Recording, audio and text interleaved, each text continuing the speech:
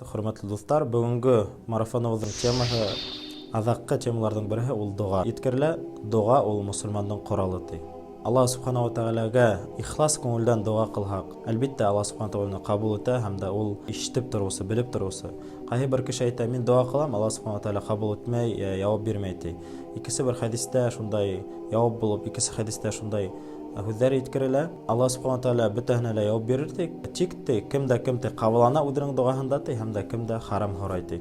Уга гына җавап килмәс ди. Шуңа күрә дугаларыбыз бәрәкәтле булсын өчен без Аллаһка ышанып, ихлас күңелдән дәвамлы кылырга тиешбез.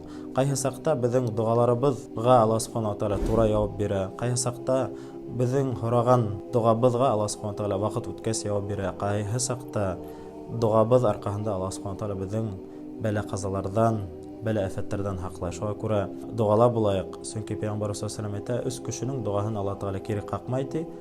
Уразала булган кешенең, сәфәрдә булган кешенең һәм дә ата-әсәнең балаһына карата дугаһын. Шуңа күрә ураза вакытында, изге Рамадан айында, азаккы көндәребездә күбрәк дугалар кылайык һәм дә дуга кылганда тик үзебезне генә искә алмайык, авыр хәлдә булган мусулмандар кардәшләребезгә, кемдер хәтта ифтар вакытында һау менән, яфиника менән дә авыза салмай.